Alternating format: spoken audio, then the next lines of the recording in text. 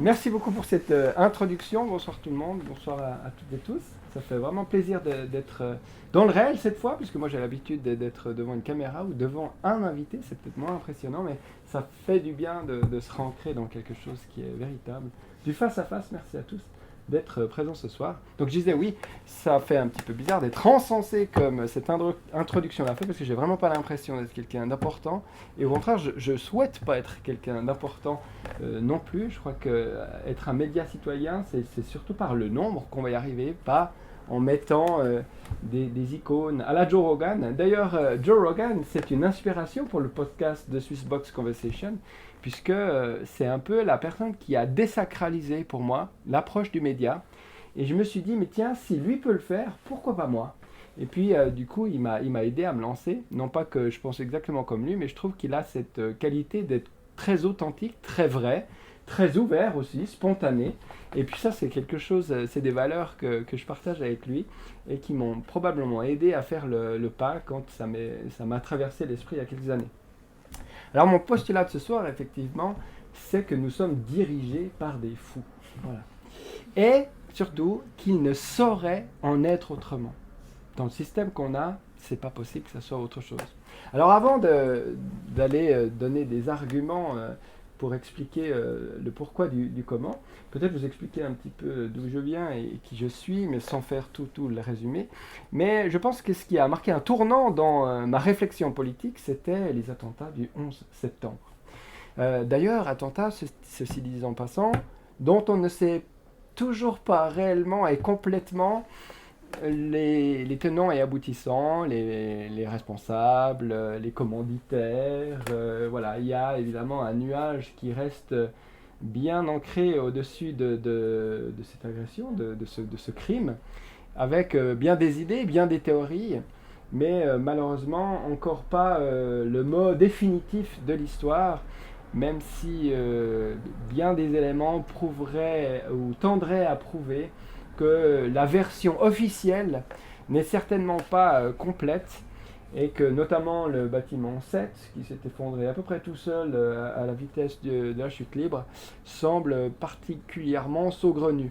Mais on le verra que dans tous les grands événements qui auraient, je dirais, substance à transformer le monde, eh bien, il y a une forme de mystère derrière.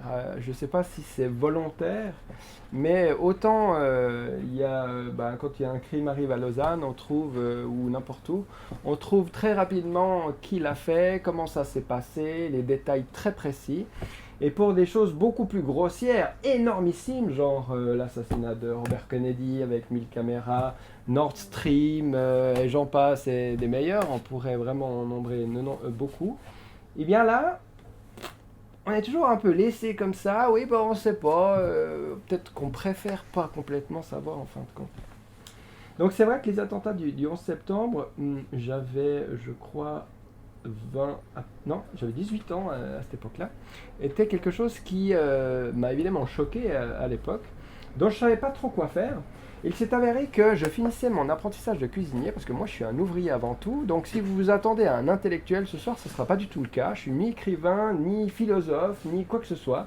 Je suis effectivement, je dis même pas journaliste, j'ose pas, parce que j'ai une certaine pudeur, parce que moi mon modèle journalistique c'est John Pilger ou Julien Assange par exemple. Et du coup, vu la force de travail de ces vrais journalistes, eh ben moi, j'ose pas prendre cette terminologie-là. Donc, je dis simplement, voilà, je suis quelqu'un, un citoyen qui a créé un média et qui, avec d'autres de bonne volonté, essayons d'amener un petit peu d'information, de réel, de compréhension, de sens en fait, tout simplement, à quelque chose qui semble complètement aberrant et qui tient pas du tout la route, pour être honnête, dans le grand récit dominant. Et du coup, je suis, comme après mon apprentissage de cuisine, je voulais commencer l'école hôtelière. Eh bien, il fallait que j'apprenne l'anglais. Et pour apprendre l'anglais, j'ai pensé qu'il était de bon ton d'aller au Canada, pas aux États-Unis. Et puis, donc, j'ai appris l'anglais là-bas, qui est le Canadien très sympathique, population très ouverte. Et puis, une fois que j'avais un peu acquis quand même les bases de l'anglais, je me suis dit, tiens, je vais aller visiter leurs voisins américains. Et donc là, on était en 2022, donc quelques mois après les attentats du 11 septembre. Et effectivement, le contraste... 2002. Pardon, 2002, merci beaucoup d'être attentif. C'était en 2001 que ça arrivait, en 2002 j'étais au Canada et puis donc, je prends le bus, j'arrive à la frontière américaine et là ils me font sortir du bus manu militari presque et donc il y avait encore une psychose hein, parce qu'on était vraiment à quelques mois après donc, et là je rejoins peut-être la théorie de Naomi Klein, hein, la théorie du choc, de shock doctrine. Les Américains étaient sacrément ébranlés quand même. Et je pense qu'il y a derrière ces événements très très forts émotionnellement quelque chose qui atteint le psyché, hein, qui fait qu'après les gens sont dans l'anxiété, la peur, la méfiance, etc. Alors là en plus, bon, c'est les gardes transfrontaliers. Alors ils font sortir tout le monde du bus, ils nous font vider toutes nos affaires. Et puis moi, bah, j'étais sac à dos, c'est-à-dire que j'étais jeune, je voulais un petit peu connaître le pays, et puis je me suis dit, tiens, pourquoi pas, il paraît que la côte ouest américaine est sympathique. Et du coup, j'avais ma tante, j'arrivais un peu à la fraîche, comme ça, comme on dit. Et puis là, un ours, non, c'est pas un ours, du coup, ça c'est plutôt les Russes, mais une armoire à glace américaine arrive comme ça, et il vient, et c'est rigolo, déjà la posture, il vient très très près de moi. Il vient genre à, je sais pas, 50 cm, et il dit, voilà, qu'est-ce que vous venez faire aux États-Unis? Puis moi je suis très joyeux, hein, ça fait une année que je suis en vacances, j'apprends l'anglais, enfin, tout va bien pour moi. Et puis je lui dis, bah, écoutez, je viens découvrir un petit peu l'Amérique. Ah bon, ok, mais vous allez dormir où? Puis la première réponse qu'il aime pas, je lui dis, bah, je sais pas, là où je pourrais, et puis peut-être dans ma tente, ouais. Regardez, elle est où votre tente et tout? Alors je vais lui montrer ma tente. Et puis deuxième question, que là il a vraiment pas aimé, c'est combien de temps vous allez rester? Et puis là je lui dis, bah, je sais pas en fait, ça dépend si ça me plaît. Et non, ça n'a pas passé du tout. Alors il est venu tout près, il a mis son nez sur le mien comme ça. Puis il a dit, je ne veux pas vous retrouver dans 6 mois à dormir dans les rues de New York. Est-ce que c'est clair? Comme si c'était un sergent de l'armée là qui me faisait courir comme ça. C'était ma première rencontre avec les Américains. Ça décape. Et je me suis dit, tiens, ouais, effectivement, il y a quelque chose de culturel, sympathique. Et puis après, bah, ils m'ont quand même laissé passer. Il n'y avait pas de raison de ne pas me laisser passer. Et puis j'ai pu apprendre à connaître un peu cette culture. Un peu folle, mais assez traumatisée, c'est vrai. Il y a eu plusieurs exemples après dans mon voyage qui m'ont prouvé qu'ils étaient un petit peu traumatisés. Je faisais de l'autostop notamment. Et puis, bon, 3 heures, aucune voiture s'arrête. Au bout de 3 heures, il y en a une qui passe, revient plus tard 5 minutes, baisse la fenêtre et me dit, vous êtes un terroriste? Je dis oui. Puis après, je rigole, je dis non. Puis ils rigolent aussi. Puis finalement, ils me prennent dans leur voiture. On fait 300 km ensemble.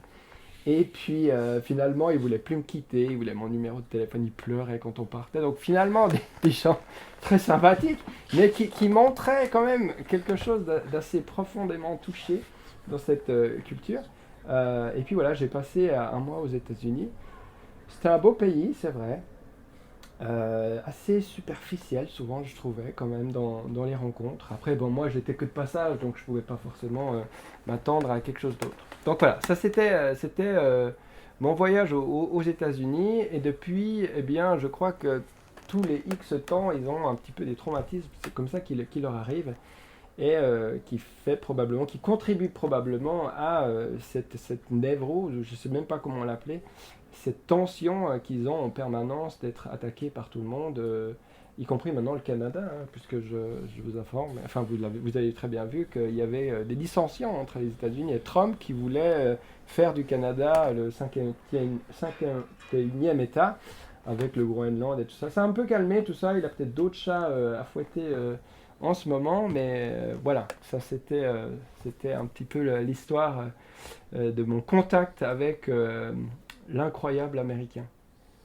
Alors, c'est à ce moment-là que je me suis politisé parce que quand j'étais aux États-Unis, je suis tombé absolument par hasard sur un film qui passait au cinéma, et puis comme j'étais assez content de parler un petit peu l'anglais, c'était un documentaire qui s'appelait The Corporation. C'était d'ailleurs un documentaire canadien qui décrivait en fait qui comparait les multinationales avec la pathologie de la psychopathie version OMS. Donc il y avait tous les critères du psychopathe qui sortaient et ils prouvaient par A plus B dans ce documentaire qu'effectivement une multinationale avait quasiment légalement le droit d'être psychopathe, qu'il était même poussé à ça. Alors, quand je suis arrivé dans ce film, donc moi j'étais très concentré parce qu'il fallait vraiment que je capte tout. Mon anglais, voilà, me demandait d'être très concentré, donc peut-être j'étais assez en tension à regarder ça. Je me rappellerai toujours à la fin de ce film, il y a Michael Moore qui arrive comme ça sur un canapé et qui dit vous vous demandez pourquoi les multinationales même financent et participent financièrement à ce film. Eh bien, c'est parce qu'ils ne croient en rien. Leur seule croyance, c'est de faire un maximum d'argent. Ils s'en foutent du reste.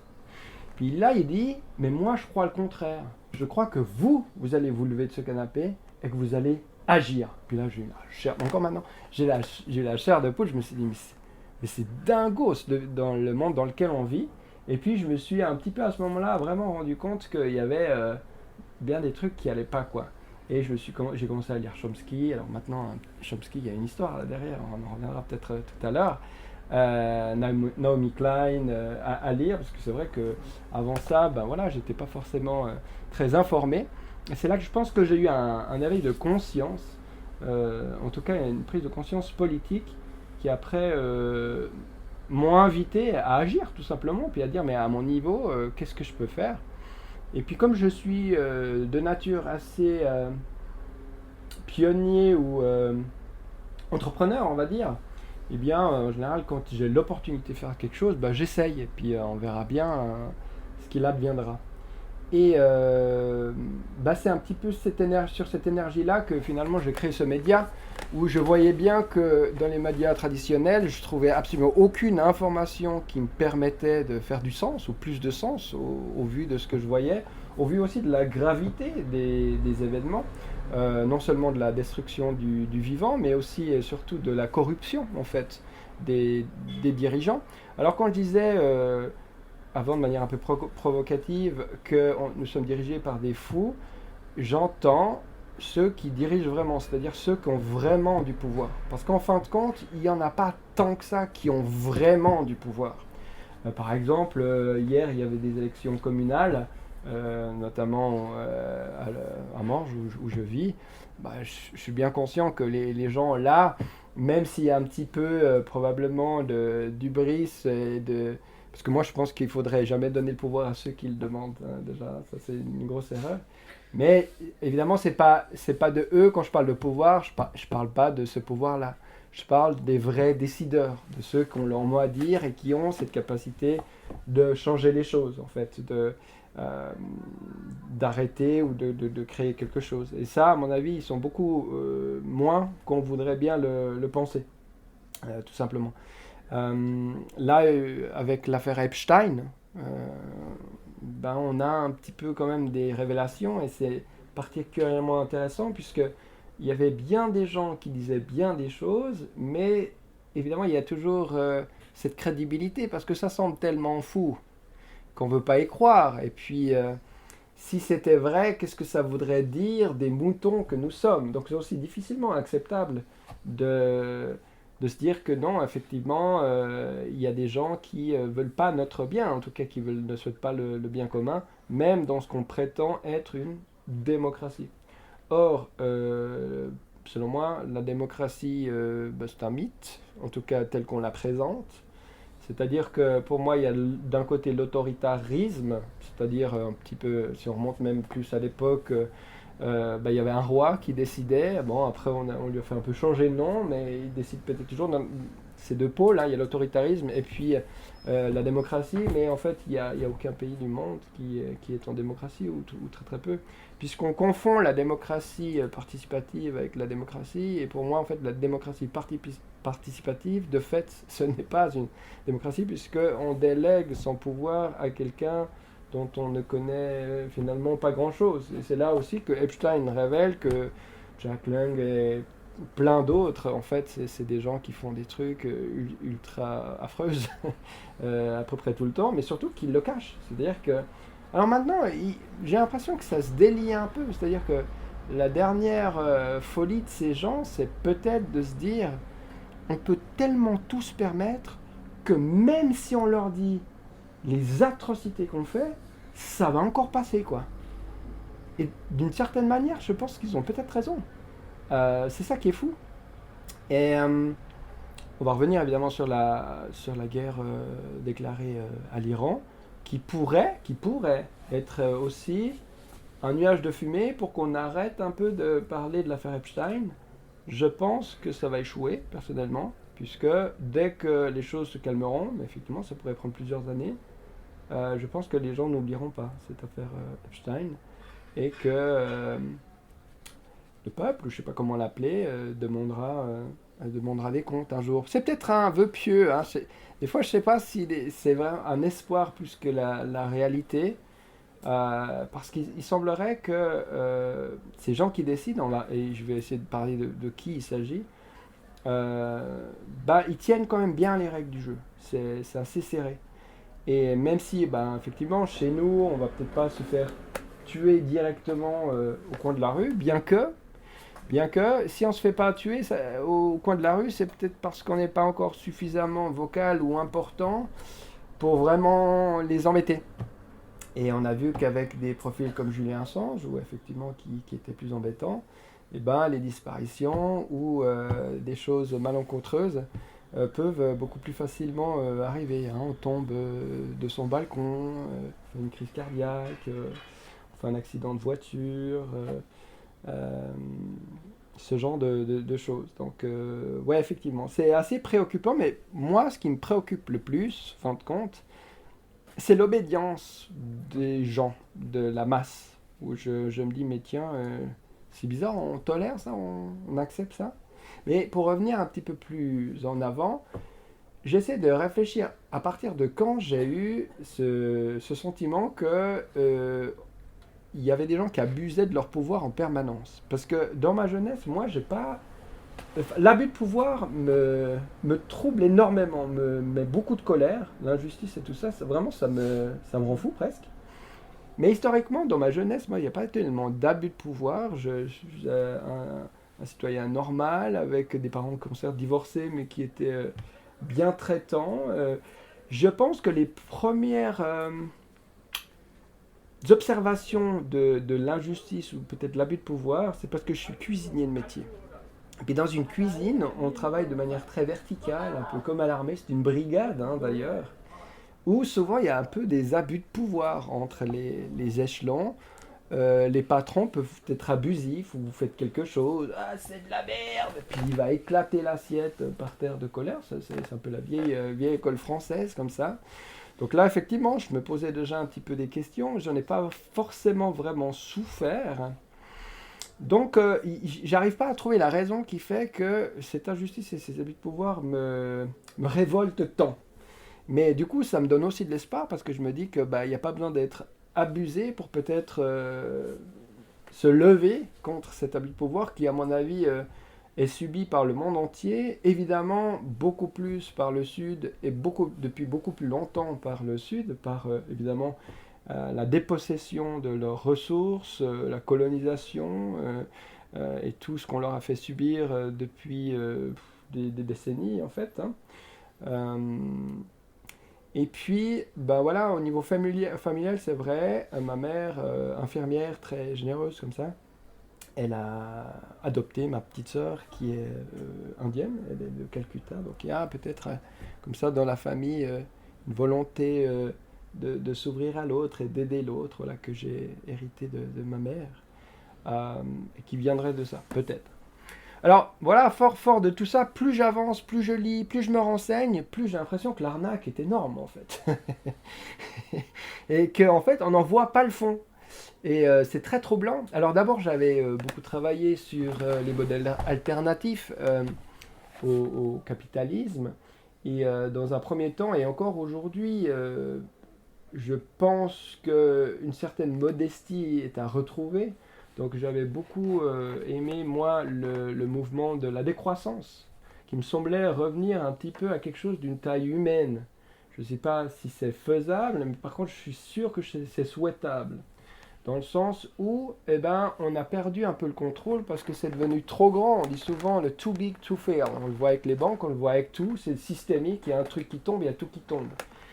Donc si on veut une certaine forme de résilience, eh bien, à un moment donné, il faut être plus modeste et revenir aux fondamentaux, c'est-à-dire peut-être au niveau d'une communauté, d'un quartier, de construire quelque chose, et puis après peut-être, s'il y a du surplus, commencer à s'entraider les uns les autres.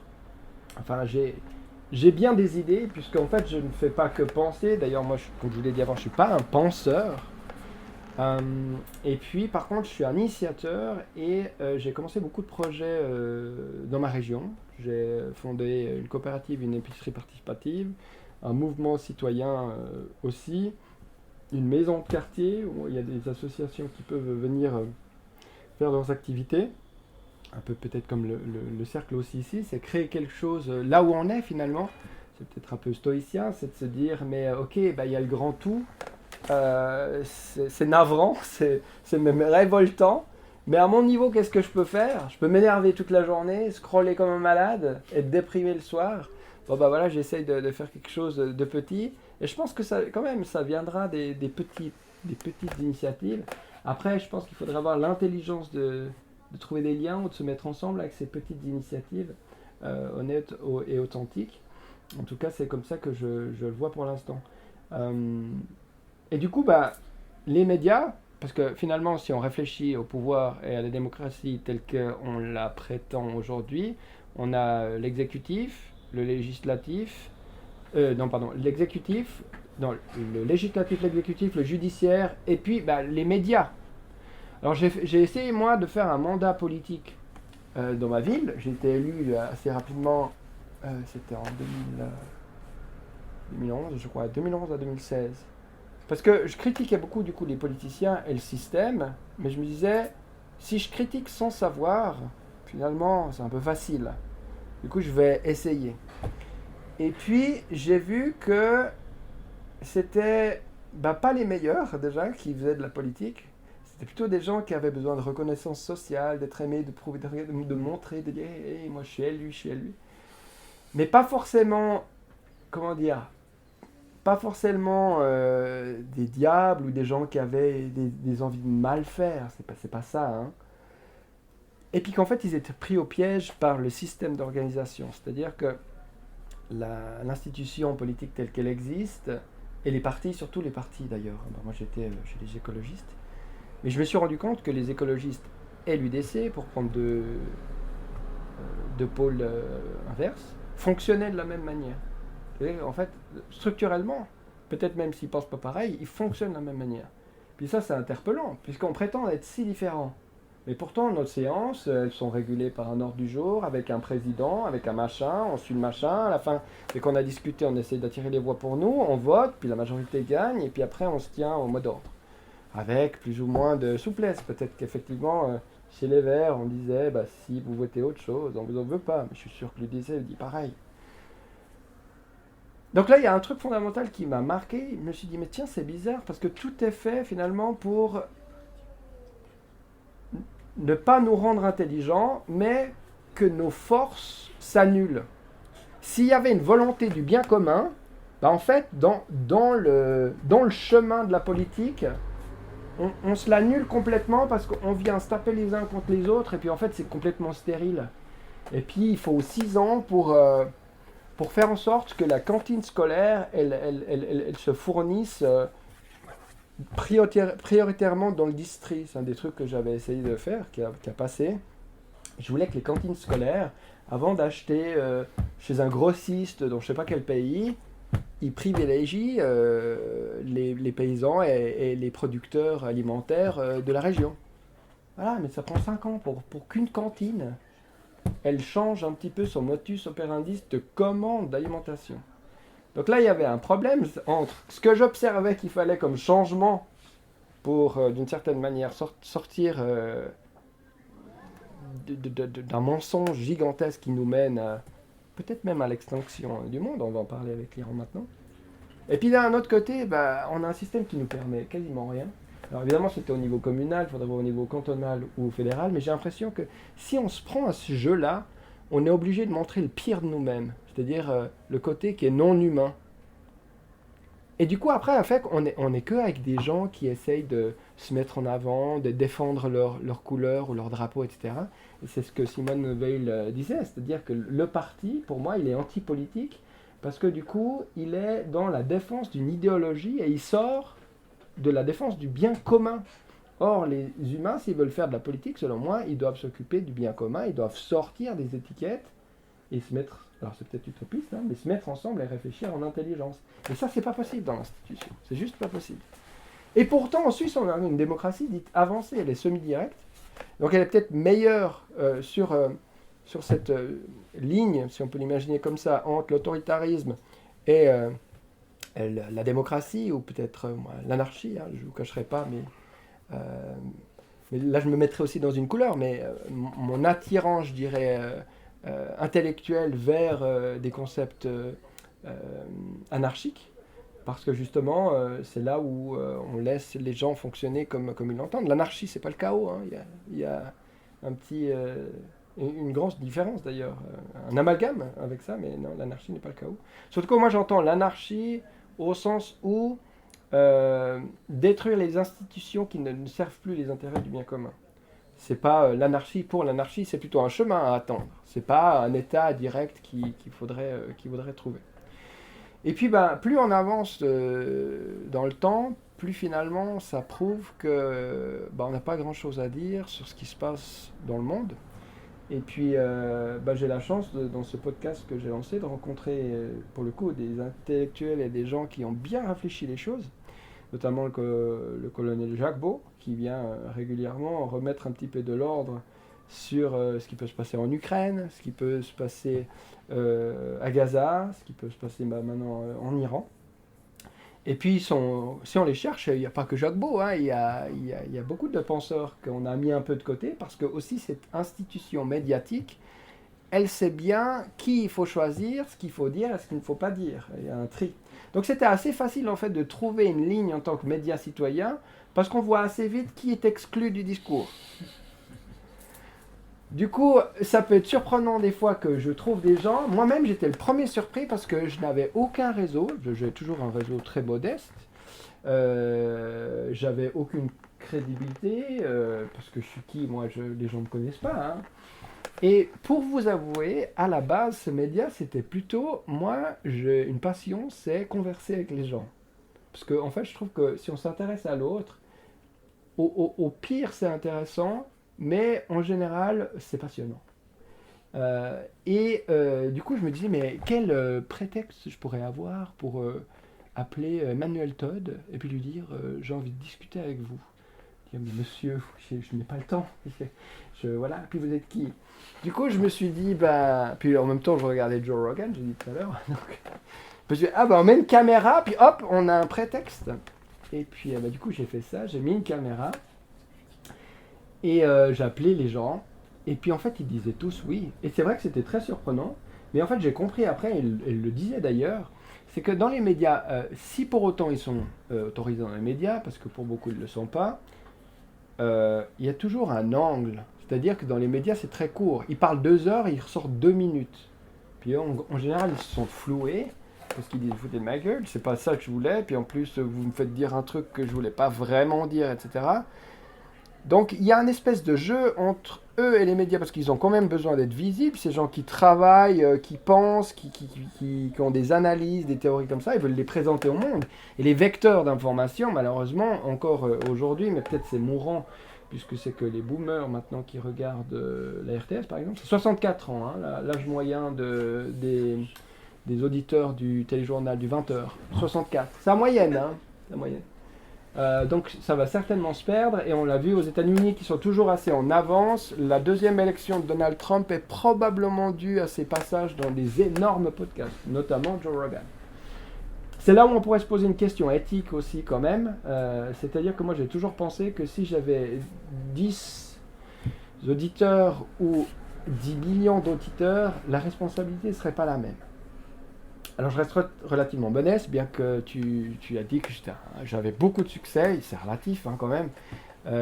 C'est vrai que si tu penses comme ça, ou tu fais un podcast puis tu as 50 000 vues, bah, tu te dis, si je remplis un stade de 50 000 personnes, puis que je parle sur une table à deux comme ça, c'est quand même assez impressionnant, mais il y a deux mensonges là-dedans. Le premier, c'est qu'il y a 50 000 gens qui ont cliqué sur la vidéo, mais vous pouvez dire qu'il y a déjà 75% des gens, 75% pour les francophones outre-frontière, qui ne regardent que 2 minutes.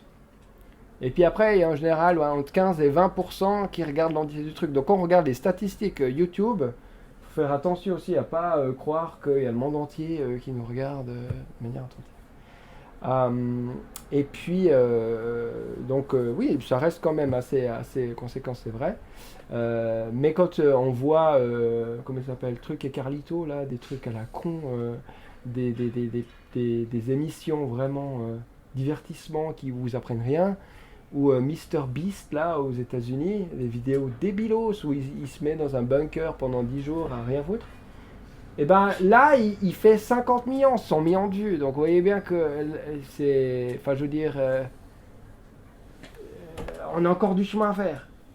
Et je trouve c'est intéressant. Mais c'est bien parce qu'en même temps, ça aide à garder un petit peu d'humilité, certainement.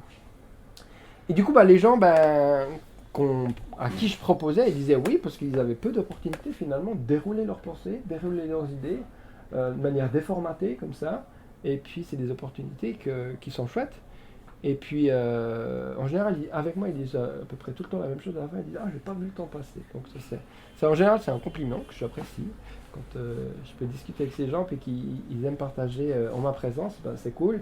Et puis du coup, joindre l'utile, c'est-à-dire que moi je me fasse plaisir avec des conversations à l'agréable, c'est-à-dire pouvoir le partager avec ceux qui en vivent, ça c'est cool aussi. On vit pas, pour ceux qui connaissent les podcasts, on vit pas forcément. Parce que sur YouTube, ils se graissent bien la patte, YouTube. Hein, là aussi, il y avait un conflit moral pendant longtemps. Ça fait 6 ans que je fais ça, mais ça fait qu'une année que je monétise. Parce que pendant 5 ans, je me disais, je veux pas donner en fait de l'argent aux monstres, quoi. Et puis, je voyais bien que ça me coûte plus cher que. Donc, si je voulais être un peu pérenne aussi sur le temps, et voilà, une petite pub. Je me suis excusé auprès de mes auditeurs, et puis on met une petite pub au début, j'en mets qu'une. Et puis, du coup, c'est entre 2 francs et 3 francs par 1000 vues, hein, pour vous dire, sur YouTube. Donc, il faut déjà avoir beaucoup de 1000 vues, beaucoup de vues pour payer quoi que ce soit. On est encore loin. Voilà. Mais c'est pas une plainte et je pense que c'est finalement une bonne chose parce que du coup, pour moi, un média citoyen, il doit pas forcément être tributaire ou dépendant d'une source de revenus que si tout d'un coup elle n'existait plus, il ne pourrait plus faire parce qu'il y a de l'indépendance quand même aussi là derrière. Donc si ça peut permettre de payer une caméra, tant mieux. Et puis voilà. Si on en revient à la situation actuelle et de se dire mais comment on en est arrivé à une telle folie, mais ça avance le temps, peut-être tu me dis combien de temps il me reste, Nicolas? 5000, ça va? tu crois comme ça? Il reste du temps. Il reste un petit peu de temps. Je vais aller assez vite sur le postulat du début. C'est de se dire, mais comment on peut en arriver à une situation actuellement? Depuis 3 ans, vous savez qu'il y a un génocide à Gaza. Donc tu as évoqué le fait que je suis allé. Ça, c'était aussi parce que pour moi, c'est quelque chose qui s'imposait. C'est-à-dire qu'il y avait cette marche pour Gaza. Cette idée de dire, mais aucun gouvernement du monde n'est capable de mettre un terme, ne serait-ce même que de critiquer en fait, hein, le massacre de masse de dizaines de milliers de gens, en majorité des femmes et des enfants, même si, pourquoi on fait une différence entre les femmes et les enfants et les hommes, hein, ça c'est aussi un truc bizarre. Mais au Palestine, il y a plein d'hommes civils, citoyens, qui se sont fait massacrer. Pourquoi on les nomme pas? Pourquoi on les oublie? C'est la population palestinienne qui est exterminée, et pas depuis 3 ans, depuis 48, hein, peut-être même avant. Donc là, c'est troublant, c'est plus que troublant, et c'est là qu'on voit, comme exemple flagrant, comme le Covid a fait tomber les rideaux et nous a permis de nous rendre compte de beaucoup de choses sur la force des lobbies ou de l'industrie pharmaceutique, et ce genre de choses. Et bien là, on voit très bien avec le double discours sur la Palestine, du racisme fondamental dont nos gouvernements font évidemment part, mais aussi surtout le respect du droit international. Parce que quand on décide que là, le droit international il est violé, puis là, il n'est pas violé, ça veut dire que, en fait, in fine, il n'existe pas du tout. Il ne peut pas exister à droite et pas à gauche. Il n'existe pas. Donc, c'est un leurre, puis je pense le sacrifice palestinien, c'est de faire comprendre au monde qu'effectivement, il y a quelque chose qui n'est pas normal, qui est très, très, très malsain et qui, finalement, se retournera contre nous. Parce que ça, il faut bien le comprendre. On ne peut pas créer un monde comme ça d'injustice sans qu'un jour cette injustice revienne à la maison. Mais ça, c'est difficile à faire comprendre parce qu'évidemment, c'est par étapes. C'est un peu, vous connaissez l'histoire de la grenouille dans l'eau chaude. Si l'eau est très chaude tout de suite, elle va directement sauter. Mais si on la fait bouillir gentiment, ben elle va mourir dans l'ébullition sans s'en rendre compte. Et j'ai l'impression que depuis très longtemps, on en rajoute chaque fois une couche. Epstein en étant un petit peu l'apologie et le paroxysme. Et que non, ben on est toujours dans cette eau-là et on accepte. Et enfin, ben, là vous avez vu l'attaque d'Israël sur l'Iran la semaine passée, complètement hallucinante, mais je vous ferai remarquer que l'année passée, ils avaient déjà attaqué une première fois. Ils avaient dit qu'ils avaient détruit les capacités nucléaires de l'Iran. Alors là, on sent bien qu'ils ne savent pas vraiment pourquoi. Comment ils ont fait avec le Venezuela? D'abord, c'était la drogue. Ensuite, c'était que c'était un dictateur qui abusait ses gens. Ensuite, il y avait encore une autre raison qui était celle de... c'était quoi, les bateaux de fentanyl là, qui passaient. Enfin bref, ils cherchent les raisons. J'ai l'impression qu'ils lancent un peu les trucs comme ça. Puis ils regardent ce qui colle. Puis d'un coup, il y a un truc qui colle, puis ça passe. Là, avec l'Iran, c'est exactement. Ils sont en train d'essayer de justifier maintenant pourquoi ils l'ont fait, mais ça change à peu près tous les 2 jours. C'est-à-dire qu'en fait, ils n'ont aucun plan, ils ne savent pas pourquoi ils attaquent, ce qui en fait causera leur perte. J'explique pourquoi. D'abord, pourquoi ils se permettent d'attaquer comme ça l'Iran? C'est vrai qu'on peut faire un génocide, on peut kidnapper un président, on peut voler à peu près tous les pays du Sud en impunité sans que personne ne dise rien. Donc au bout d'un moment, il y a l'hubris. C'est-à-dire que si vous pouvez tout faire sans que personne ne dise rien en toute impunité, pourquoi pas continuer? Il n'y a aucun problème. Ça, c'est la première chose. La deuxième chose, c'est que ça paye. C'est-à-dire que quand vous faites tout ça, vous devenez riche, mais très riche. Donc, au niveau des profits et des intérêts, on se gave, quoi. Tous ces gens-là, c'est des multimillionnaires. Ils en ont, mais plus que vous pourrez dépenser en 100 vies, même eux. Donc ça, c'est le deuxième point. Puis le troisième, c'est que vraisemblablement, merci à Epstein, ces gens sont tenus. C'est pour ça qu'en fait, je les envie pas. C'est horrible. Le matin, ils se lèvent en disant, est-ce qu'ils vont pas me balancer? Est-ce que ça va pas être mon tour? Donc, ils vivent comme ça, dans un stress perpétuel où, en fait, ils s'entretuent en permanence. Et du coup, ils se tiennent les uns les autres parce qu'ils ont tous des vidéos en train de violer des enfants ou voire pire. Du coup, en fait, leur marge de manœuvre, elle est moins grande, à mon avis, qu'on croit. Et il y a plein de choses tenues secrètes. Hein. On peut appeler ça le deep state, on peut appeler ça éventuellement les sociétés secrètes et autres. Mais en fin de compte, c'est qui? C'est les oligarques derrière. Parce que c'est bien de nommer des fois. Hein. C'est BlackRock, c'est Palantir, il y en a aussi en France. Hein. Ces énormes boîtes. Et bien, vous regardez qui en sont les principaux gagnants, les actionnaires principaux, ceux qui gagnent un fric monstre. Eh bien, c'est ces gens-là dont on parle quand je dis c'est eux, c'est les principaux bénéficiaires en termes de pouvoir et en termes d'argent. Après, ça serait pas si long, il me faudrait 2 ou 3 heures pour presque tous les nommer, parce que c'est vraiment une petite clique. Je les ai pas tous en tête, mais Peter Thiel, Elon Musk, Trump aussi. Après, on peut toujours s'écharper sur le degré d'implication de ces gens-là. Mais c'est clair, une chose est très claire, c'est que ces gens-là ne veulent pas notre bien. Et pour agir, il faudrait d'abord s'en rendre compte, appliquer la justice, si pour autant qu'elle existe. Mais le problème, c'est que toutes ces institutions sont aussi tenues. On le voit bien aux États-Unis, ça coûte 1 milliard pour devenir président des États-Unis. Maria Mandelson, qui a financé en partie la politique de Trump. Alors pourquoi je parle tant des États-Unis, et peut-être qu'on pourra conclure là-dessus. Eh bien, c'est parce qu'en fait, depuis la fin de la Deuxième Guerre mondiale, les États-Unis, c'est le modèle qui semblerait le monde entier suive. C'est-à-dire que même en Suisse, on le voit, bah, le mot d'ordre des sanctions ukrainiennes, on les a imposées parce que les Américains nous ont dit de les imposer avec l'Europe. Enfin, les Américains ont forcé l'Europe à prendre des sanctions et du coup, de facto, la Suisse a dû s'aligner. Donc, l'Amérique est principalement importante parce que c'est elle qui décide du sort du monde actuellement, au niveau politique international. Ça ne veut pas dire qu'au niveau individuel, si on revient au jeu, on n'a pas chacun une marge de manœuvre pour décider ce qu'est nos vies. Mais néanmoins, quand le jeu est pipé, on joue à un truc bizarre où on prétend beaucoup de choses et il n'y a pas beaucoup, y a pas beaucoup de réalité. Donc, un des premiers pas, ça serait de peut-être mettre un petit peu de vérité et d'authenticité là-dedans. Voilà ce que je pourrais dire. Pour pas faire beaucoup plus long, je remarque que j'avais peur de ne pas avoir de quoi dire. Mais je crois que c'est pas mal. Donc, merci de m'avoir écouté.